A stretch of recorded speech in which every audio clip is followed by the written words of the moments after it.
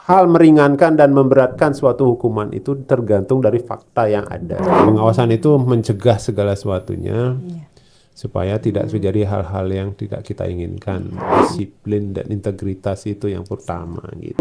Kalau cukup alat buktinya kita hukum. Di situ kita menentukan.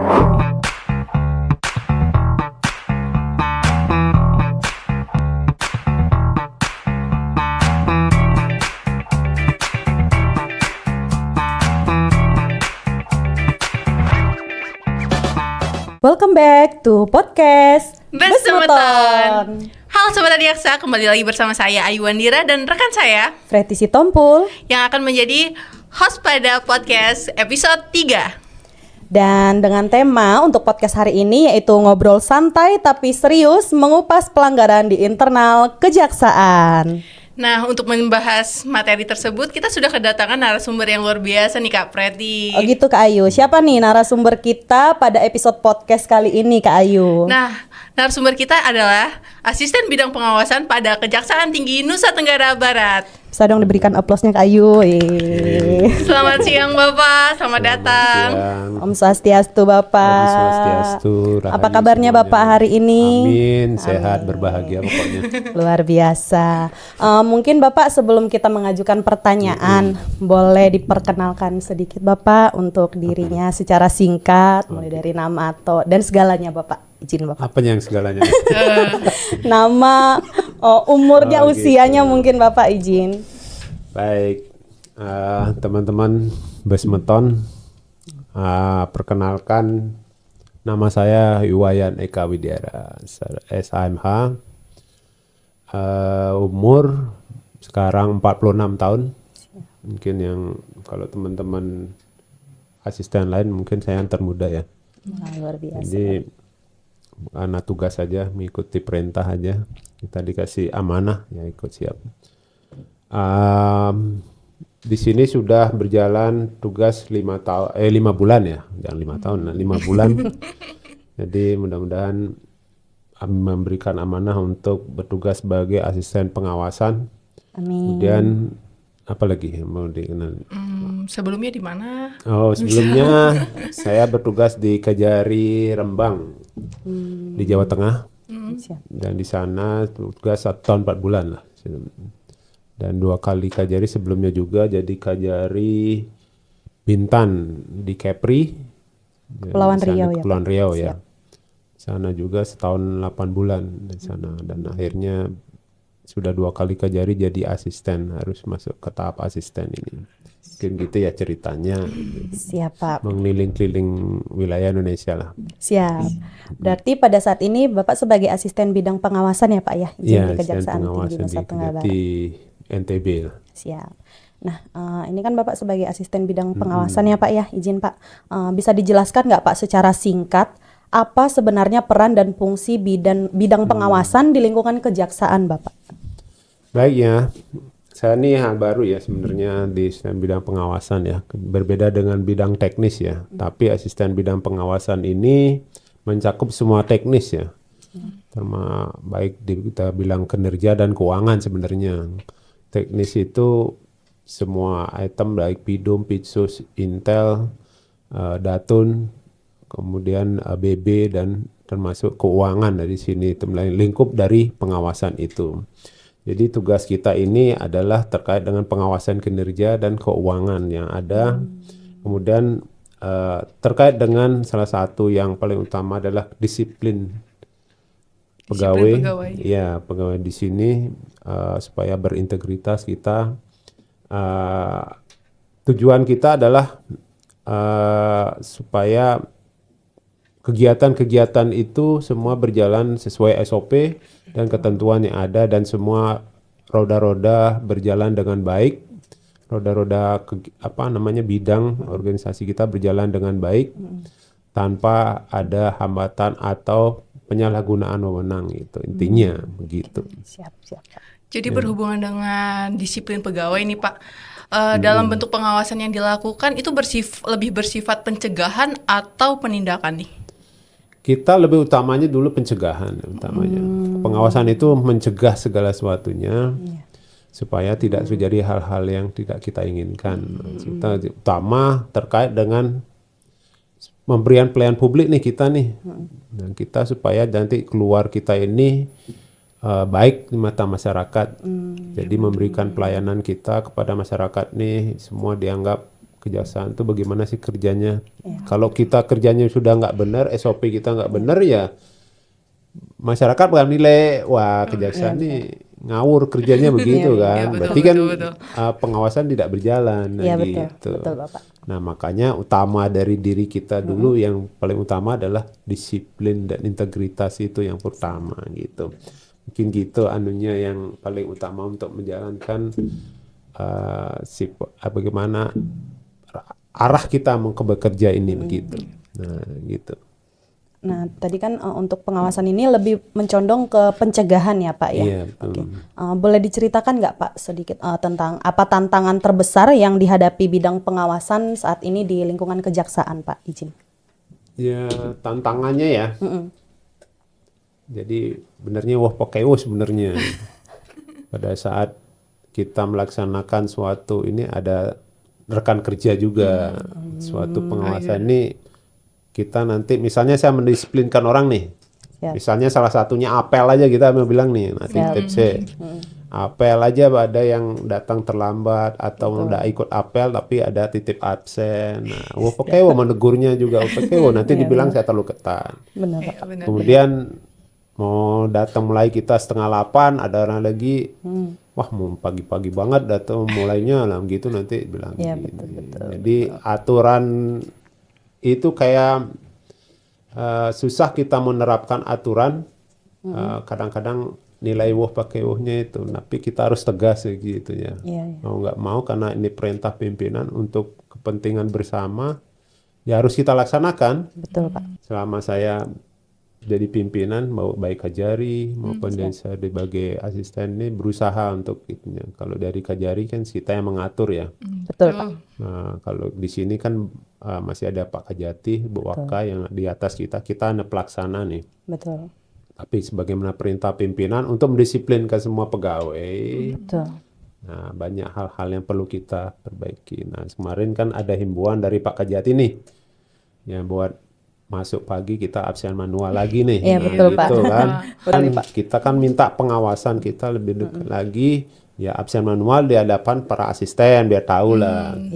Kemudian yang keluar nanti ada surat minta izin keluar. Nah itu suatu hal untuk mendisiplinkan kita. Berarti tantangan terbesarnya ini di bagian mendisiplinkan ya Pak. Itu yang utama dulu. Karena yang harus kita disiplinkan itu rekan kita sendiri. Benar, anak Karena kejaksaan kita bertemu terus nih. Iya bertemu terus, karena gitu kan temu terus ya. Betul sekali Pak. Ya kan? Nah ketemu lagi disiplin. Nah, susah juga kita mau bilangin ini nanti kira Pak ini terlalu tegas, terlalu padahal sebenarnya untuk kebaikan kita juga ya Pak ya, betul sekali. Nah berhubungan dengan pelanggaran nih Pak, ada kan yang dimaksud dengan pelanggaran dalam internal kejaksaan itu apa ya Pak maksudnya dan bagaimana batasannya? Untuk batasannya, pelanggaran dalam internal kejaksaan. Nah, pelanggaran itu banyak hal ya, pelanggaran yang kita buat. Yang diatur ya di dalam PP kita ini intinya ada pelanggaran terkait dengan integritas ya. Kemudian ada profesional dan kapasitasnya sumber daya manusianya. Misalnya SOP, kita kan harus bekerja sesuai SOP, profesional SOP ini. Kadang-kadang ada yang melenceng dikit. Ya sengaja atau tidak sengaja kita kan nggak tahu nih pemikirannya. Tapi kalau mengikut SOP kan kita harus ikut SOP bagaimana begitu. Nah, kita harus profesional nih karena kita sudah dikasih sebagai jaksa itu sudah ada sekolahnya dan sudah diatrahkan ini begini-begini dan sudah ada literatur atau surat edarannya dari pimpinan. Nah, harus begini kalian begitu. Kemudian independensi inilah yang paling utama. Independensi ini misalnya terkait dengan ada pengaruh-pengaruh kalau sama keluarga atau ada teman atau gini. Nah, ini yang banyak pengaruhnya. Misalnya tugas di Lombok, saya orang Lombok. Iya. Tugas di Lombok banyak keluarga juga, banyak teman juga. Nah, ini titip-tipnya lupa. Iya, betul sih. Tendensinya. Kita harus kita sebagai para penegak hukum itu harus menyampingkan semua itu. Nah, ini Harus tetap problem-problem profesional lagi, aja. Ya, hal meringankan dan memberatkan suatu hukuman itu tergantung dari fakta yang ada, bukan berdasarkan kedekatan atau hubungan. Betul Nah, sekali. itulah yang perlu kita lihat, sehingga pengawasan itu kalau ada problem-problem melihatnya di situ. Kenapa kalian mengambil istilah begini? Nah, itu. Nah, itu yang jadi banyak perlu kita pahami bersama, karena sebagai jaksa itu, sebagai seorang jaksa itu berat juga. Ya, gitu. betul ya, Pak. Berat sih. Ya, berat juga. Nah, itu. Begitu adanya. Siap. Tadi kan kita sudah tahu ya Pak ya, pelanggaran dalam internal kejaksaan itu apa-apa aja. Bisa dijelaskan nggak Pak perbedaan antara pelanggaran ringan, sedang, dan berat? Mungkin bisa dijelaskan contohnya secara sederhana Pak, biar dapat dipahami oleh masyarakat mungkin Pak, izin. Terkait dengan pelanggaran ringan, berat, dan sedang itu ya tergantung perbuatan yang tergantung di situ, misalnya SOP ya. Terkait dengan pelanggaran ringan, di sini misalnya pegawai tidak masuk selama 6 hari lah gitu. 6 hari itu tidak melaporkan kepada asisten misalnya. Nah, kita kasih hukuman ringan, misal di situ ada teguran tertulis, teguran ada berapa hal ya tegurannya itu. Teguran tertulis, teguran itu ada 3, teguran ringan, sedang, berat juga ada nih. Teguran ringan itu ya mungkin teguran dari pimpinan. Lisan mungkin ya Pak. Ya, tapi tercatat di dalam buku waskat. Siap. Ada buku waskatnya Ada gitu. buku Nah, waskat. kemudian teguran sedang mungkin yang mungkin sifatnya dari pimpinan itu memberikan teguran pada saat apel atau saat rapat. Nah, gitu mungkin. Kemudian teguran tertulis atau tidak percaya. Nah, mungkin tertulis ini yang agak berat. Nah, ini kan selama berapa bulan tidak percaya sama kinerjanya ditulis. Kemudian hukuman sedang itu yang kalau di dalam PP kalau 54 agak berat. Kemudian yang itu baru nih 94 yang agak ada 3 juga. Sedang ringan, sedang berat, sedang ada sedang berat. Sedang ringan itu ada dipotong wajib berkalanya selama berapa bulan, kemudian ada potong remonnya sedang Gitu. tidak dibayar remonnya seberapa 6 bulan atau berapa, kemudian sangat berat tidak dibayar remon berapa tahun gitu, tambah atau di berapa tahun, nah gitu. Kalau yang berat semua, berat ringan ada, berat sedang ada, berat ada 3 juga. Begitu ya Pak ya. Nah, tergantung. Nah, gini menilainya nih tergantung. Tergantung dari pelanggarannya seperti apa berat, ya Pak? kita bilang ini kategori berat, tapi berat itu ada syaratnya. Berat ringan. Masih ada ininya lagi. Berat ringan itu tidak naik pangkat, tidak diajukan, tidak bisa naik pangkat selama beberapa tahun. Kemudian yang kedua itu berat sedang itu tidak bisa diusulkan atau apa gitu, diusulkan ini. Kalau 3 pemecatan.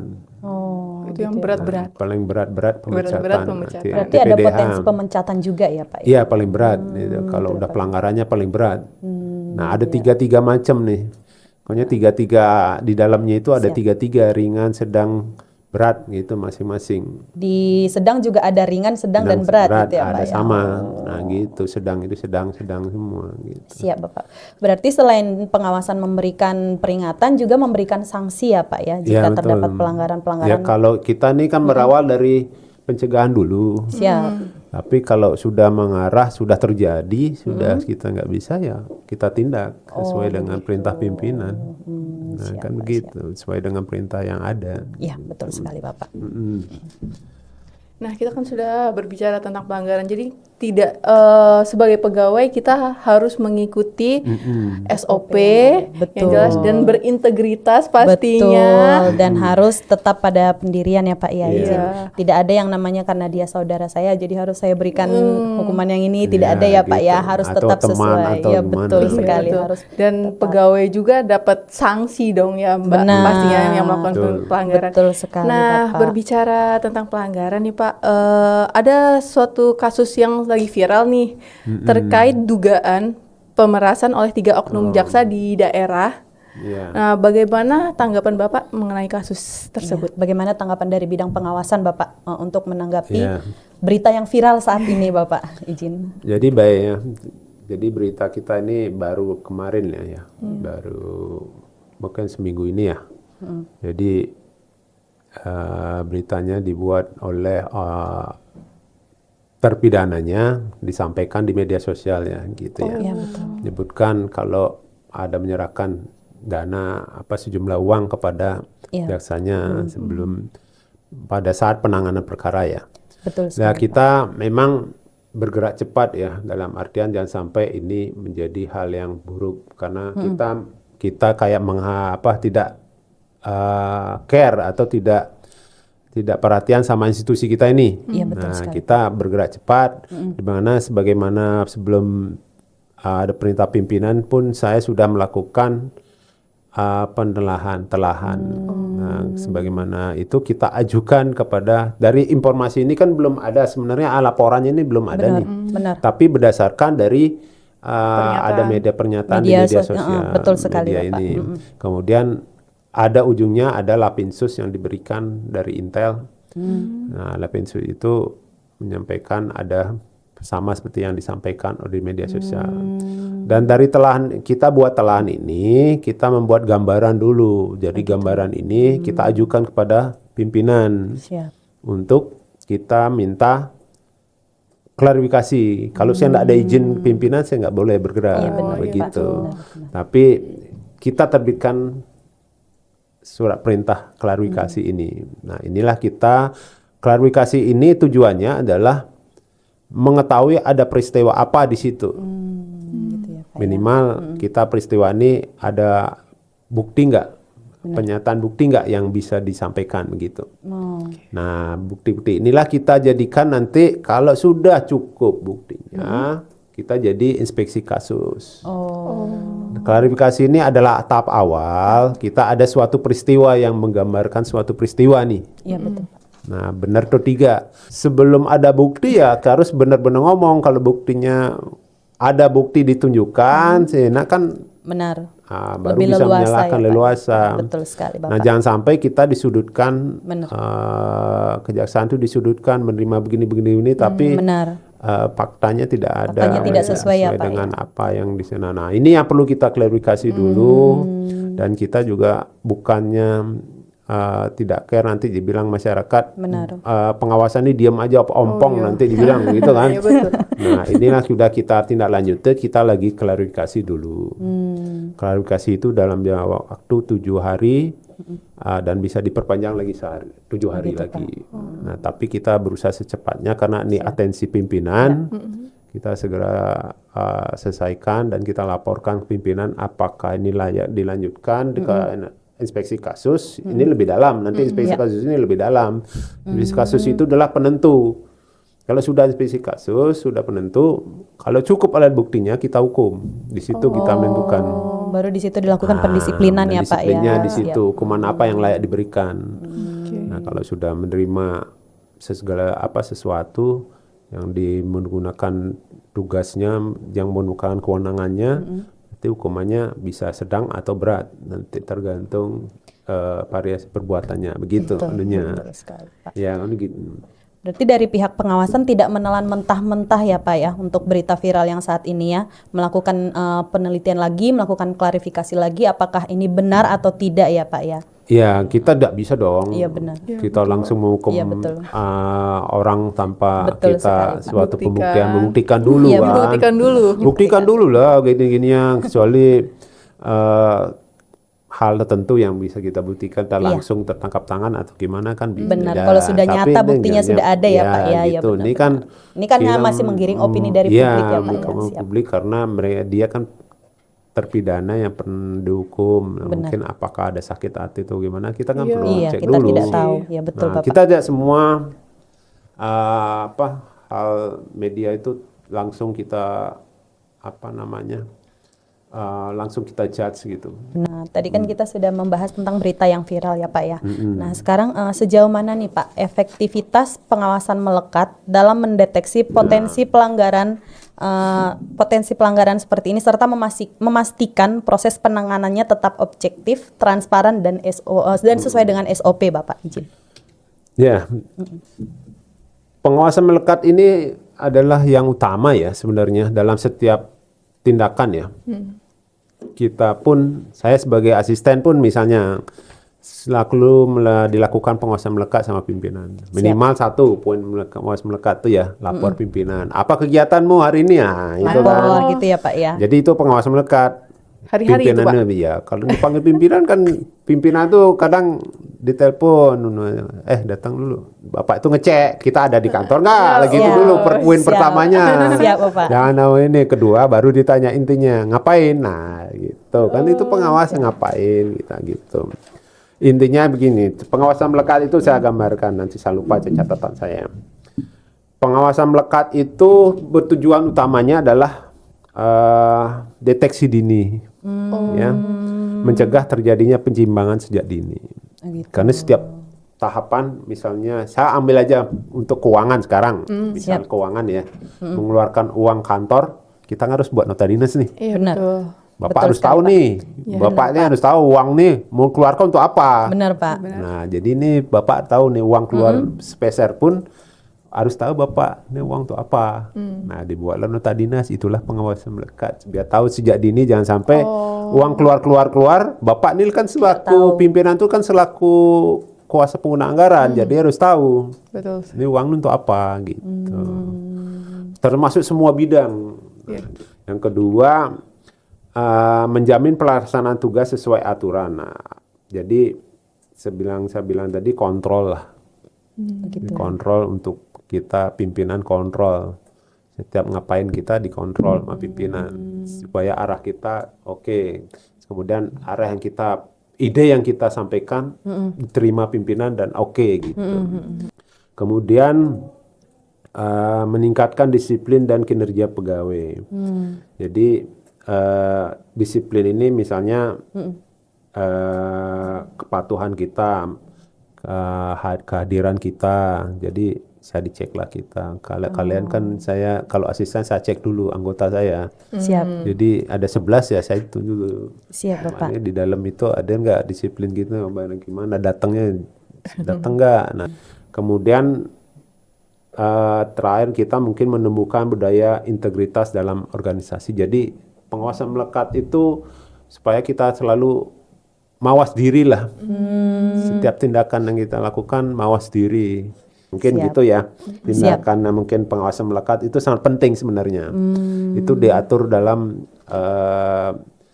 edaran Jaksa Agung yang terkait dengan pengawasan melekat setiap pimpinan. Siap. Semua tindakan itu kalau semua salah, pimpinan juga salah jadinya. Betul sekali Pak. Bukan hanya yang melakukan saja, tapi semuanya salah. Semuanya jadinya. Karena dari bawah sampai atas ya Pak ya.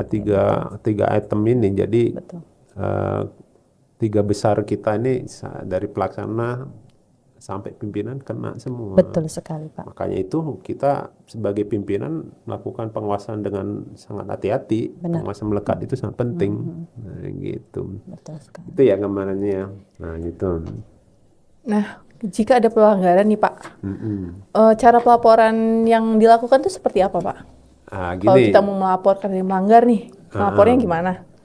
Kalau sebenarnya pelaporan itu banyak hal ya bisa dilakukan ya. Salah satunya tadi yang itu media sosial ini kan begini Siap. paling gampang untuk ininya ya. Iya. Kita juga punya media sosial ya. Di Intel juga punya media sosial. Punya Bapak sebenarnya. izin, punya Spam- Instagram. Spam apa namanya? Spam komen. spam apa lupa saya. Spam lapor, Bapak. Spam Spam lapor lupa lapor, saya. Nah, spam lapor itu di Intel ada tuh, tinggal ditindaklanjuti. Itu, Nah, itu yang berbentuk paling Instagram ya Pak? Apa? dia Instagram tapi website di website. Oh, website. Di website di Instagram juga bisa untuk ini. Kemudian di medianya kok semua lah bisa. Kemudian bisa juga melalui laporan, surat laporan, bukan surat kaleng lah ya. Nah, Nanti kita kalau surat jelaskan. Sebentar saya jelaskan. siap. Kemudian juga datang langsung ke pengawasan, datang ke kita langsung. Kami kan ada tempat penyampaian laporan. Langsung datang ke kita, bertemu langsung dengan anggota riksa, pemeriksa maupun auditor. Sebenarnya pengawasan itu tugasnya bukan hanya sebagai penerima laporan, tapi akuntan juga. Oh gitu, Jadi Pak. jadi bukan akuntan ya, sebagai kita memberikan advice itu apa namanya, sebagai apa namanya, memberikan penerangan juga sebenarnya. Kalau misalnya keuangan ada auditor saya. Auditor Siap. sendiri. Kemudian kalau terkait dengan teknis ada risa-risa saya memberikan pemahaman-pemahaman, nah gitu. Jadi bisa datang lah, mau konsultasi, konsultan lah gitu. Saudara kayak sultan. Oh, konsultan. Salah saya kalau jawabannya. Siap-siap Bapak. Jadi takut saya nih dengan itu. Jadi pikirannya ada gitu. Konsultan, jadi konsultan. Oke. Siap. Pengawasan itu bukan hanya melakukan pencegahan penindakan, tapi sebagai konsultan. Konsultan juga bisa ya Nah, Pak ya. konsultan juga bisa. Berarti pegawai kejaksaan juga bisa berkonsultan ke Betul, bidang bisa. pengawasan ya Pak Ya, ya. sebenarnya Oh. semua kegiatan itu kalau memang misalnya keuangan kan sudah ada riksa, auditor. Auditor. Siap. Kalau memang mau besok supaya tidak ada temuan atau mana, kita Oh, konsultasi dulu. konsultasi dulu. Oh, kalau misalnya dana ini mau dipakai untuk ini, itu bisa nggak dialihkan gitu untuk ini, dulunya. bisa atau enggak? Gitu, konsultasi dulu. Nanti kan salahnya kan yang memeriksa kita juga. Iya benar Pak. Nah gitu, nah itulah terkait dengan sultan itu, terkait dengan perkara juga. Salah satunya misalnya konsultasi BB lah. BB ini mau dieksekusi bagaimana, karena ada permasalahan dengan pihak ketiga, bagaimana Iya, kita konsultasikan. iya. Nah, kan gitu. Nah, kemudian kalau perkara-perkara kan semua tahapan itu maksudnya di setiap bidang itu pengawasan tuh ikut. Oh gitu ya Pak. Misalnya mau expose, apalagi dengan KUHP baru ini, kita punya waktu sedikit untuk Benar. menangani perkara lah. Betul. Gitu ya. Jadi kita nih sejak awal harus sudah melakukan koordinasi. Betul, Kemudian di situ ada namanya pengawas JPU. Nah, kita lah pengawas JPU sebenarnya. Jadi bisa diikutkan pada saat expose dan lain-lain lah gitu. Pada saat penyidikan kita diajak expose, penyidikan korupsi kita diajak expose untuk menunjukkan jangan sampai langkah kita ini. Jangan sampai ada penyimpangan ya Pak. Ya, cuma dalam hal materi kan kita hanya mendengarkan materi, kita bahas sama-sama. Tapi kan begitu, kan ini masukan-masukan saja. Betul sekali. Nah, terkait dengan pelaporan tadi, itu salah satunya bisa datang ke bidang pengawasan, melaporkan terkait dengan adanya perbuatan yang dilakukan oleh pegawai kejaksaan. Nah, gitu. Nah, silakan datang. Tapi pada intinya, laporan-laporannya baik dari semua hal itu bisa dilakukan, harusnya didukung dengan data, Bukti yang kuat ya, Pak, ya. data dan bukti yang kuat. Tapi kalau memang ada laporan ya kita tindak lanjuti. Tapi kalau ada datanya lebih bagus lagi. Betul sekali Pak. Data dukungnya ini yang kalau surat itu biasanya kan kebanyakan surat kaleng yang gitu. Iya. Nah, makanya kita perlu kehati-hatian. Semua laporan yang masuk itu perlu kita telah dan kita klarifikasi terlebih dahulu. Nah, jadi semua hal bisa disampaikan. Saya grup WA aja kalau ada permasalahan bisa saya Siap. pakai jadi acuan untuk itu laporan, nanti bisa saya pakai. Nah gitu. Jadi itu bisa jadi. Tapi kan perlu ditelaah laporan itu salahnya sejauh mana gitu. Iya, betul. Betul sekali Bapak. Ya. Nah gitu. Tadi kan kita sudah membahas bagaimana cara pelaporan jika ada dilakukan pelanggaran ya Pak ya. Terus apa nih Pak langkah-langkah preventif yang dilakukan agar pelanggaran bisa diminimalisir sejak dini Bapak izin? Baik, tadi kan kita sudah menjelaskan terkait dengan adanya langkah-langkah yang sudah sudah ada penjelasan lah tadi. Salah satunya terkait dengan penerapan akte pengawasan melekat ya. Nah, inilah yang pengawasan langsung dari pimpinan kepada bawahan. Nah, gitu. Jadi bawahan juga tidak melaporkan segala sesuatunya kepada pimpinan karena pelaksananya adalah pimpinan. Kemudian tetap mengaktifkan semua pengawasan fungsional. Fungsional itu ada berjenjang lah ya. Dari asisten ke para kasih kepada staf-stafnya. Dari Pak Kajati kan selaku pimpinan, jadi beliau adalah pengawasan fungsional tertinggi yang lagi di Kejati NTB. Kemudian ada pengawasan di belakang meja. Ya, belakang meja ini kan ya inspeksi. Kemudian kita ada inspeksi umum, inspeksi khusus, inspeksi keuangan dan gitu. Begitu, Pak. Jadi tetap kita harus laksanakan, itu kan mendeteksi juga dalam hal langkah-langkah kita. Kemudian langkah lainnya yaitu monep kepada seluruh Kajari terkait dengan misalnya tunggakan.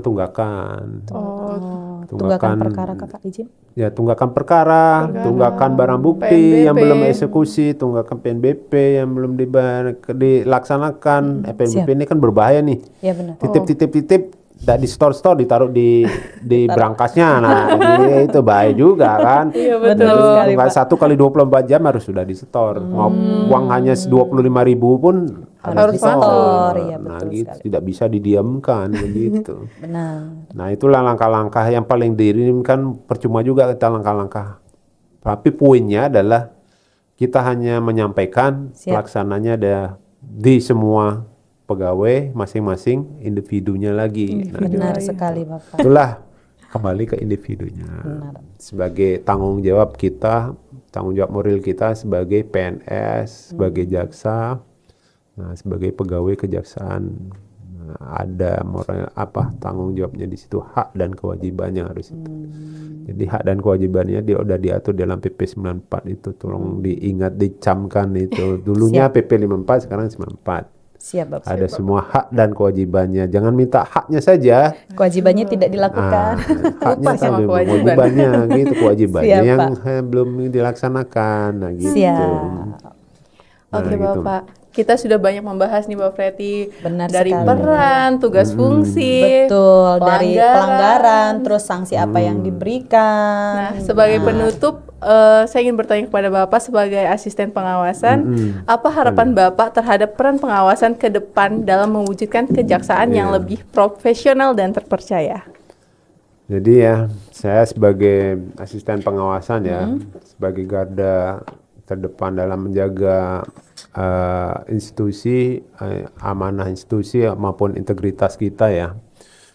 Saya bersama dengan para riksa, para auditor.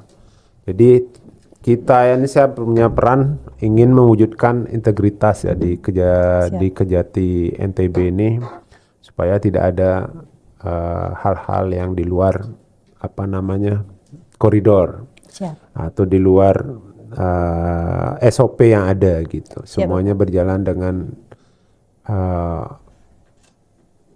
situasional pimpinan, sepengetahuan pimpinan, dan semua bergerak sesuai dengan aturan dari pimpinan begitu. Kemudian kita ingin pengawasan itu bekerja secara objektif, efektif, dan berkeadilan. Kenapa sih bilang begitu? Misalnya berkeadilan itu kita mengasih hukuman ya sesuai dengan, kalau memang hukumannya ringan ya ringan, kami bilang ringan. Kalau hukumannya berat ya kami beratkan. Sesuai dengan apa yang menjadi perbuatan atau yang dilakukannya gitu. Betul sekali, Pak. Nah, kemudian peningkatan kualitas kinerja dan profesionalismenya. Jadi kami ingin pengawasan itu misalnya dalam penanganan perkara tipikor harusnya kita pingin kalau kita lakukan monep jangan kosong lah di daerah, tapi perkara-perkara itu yang menarik perhatian masyarakat bisa dan kemudian penanganannya profesional. Nah, jangan sampai dunia kita dikira menangani perkara itu kayak asal-asalan lah gitu. Betul sekali. Nah, kayak ada balas dendam gitu juga, ada juga dibilang begitu. Namanya. Nah, penanganan perkara itu kan kayak balas dendam dibilang lagi kan nangan tipikor begitu. Nah, tapi kita bekerja profesional itu misalnya butuh alat bukti 4. Kalau itu alat bukti 4 ya kita harus sediakan alat bukti untuk nanti di persidangan kuat gitu. Jadi Betul sesuai dengan alat bukti-buktian. Kemudian pingin saya peningkatan disiplin dan kode etik secara konsisten. Nah, kita ini kan lagi mengejar juga produk tertinggi kita untuk suatu organisasi, suatu instansi Siap. adalah WBBM. Benar. Nah, itu kan sudah dianggap bahwa pelayanan publik kita berjalan dengan baik. Kenapa berjalan baik? Karena di dalam sudah bekerja dengan baik. Di dalam bekerja dengan baik itu ada disiplin segala macam lah di situ, ada 6 area perubahan yang ada di situ. Nah, gimana kita ingin menjalankan 6 area perubahan kalau tidak ada salah satunya disiplin. Betul, gitu. betul sekali Pak. Kan harusnya semua kegiatan-kegiatan ada kode etiknya. Benar Jadi sekali, Pak. semua kegiatan harus kita laksanakan secara konsisten lah. Terima kasih Pak untuk pembahasan kita pada siang hari ini. Luar biasa sekali ya Mbak Preti. Luar biasa sekali Kak Ayu. Ternyata bidang pengawasan itu sangat krusial, bukan soal disiplin pegawai, tetapi juga sebagai roda untuk di mana kegiatan itu bisa berjalan sesuai Baik. SOP, Betul. bebas dari penyalahgunaan wewenang pastinya. Betul sekali Kak Ayu. Tantangannya memang besar ya Kak Ayu ya. Terutama saat harus mendisiplinkan teman sejawat ya Pak Iya, ya. betul. Namun aturan tetaplah aturan ya Pak. Iya. Dari pelanggaran ringan dengan tertulis, pelanggaran sedang berupa potongan remunisasi, hingga sanksi berat yang bisa berujung pada pemecatan ya Pak. Iya, betul. Nah, yang paling menarik nih ternyata ternyata pengawasan itu bukan hanya mengawasi, tetapi dia juga bisa menjadi konsultan dan auditor. Betul. Jadi mereka siap melakukan advice soal RAB atau eksekusi barang bukti agar semua tetap berjalan di koridor yang benar. Betul sekali. Jadi untuk Sobat Adiaksa, jika melihat penyimpangan, jangan ragu melapor melalui media sosial atau datang langsung ya Pak ya. Pada kejaksaan juga bisa dengan membawa bukti yang kuat. Tentunya jangan lupa, jangan asal datang hanya dengan omongan saja ya Pak ya. Karena pada akhirnya deteksi ini adalah kunci untuk menuju kejaksaan yang profesional, berintegritas dan terpercaya ya Pak ya. Wah, luar biasa. Poin tujuannya. Betul sekali Pak. Tidak terasa sudah di Apa nih? sesi Babak paling terakhir nih akhir. Pak nih sudah selesai podcast kita pada siang hari ini dan kami selaku host mengucapkan terima kasih banyak sekali Bapak sudah sama-sama. berkenan menjadi narasumber pada acara podcast Besmeton pada episode kali ini. Dan untuk Sobat Adiaksa jangan lupa untuk follow akun YouTube kita Podcast Besmeton dan jangan lupa juga untuk like, komen, dan share dan tentunya untuk subscribe untuk channel YouTube Podcast Besmeton kita. Benar sekali Mbak Preti. Dan saya Yuni Ayuandira. Dan saya Freti Sitompul. Kami pamit undur diri dan kembali lagi di episode podcast Besmeton selanjutnya. Salam Adiaksa.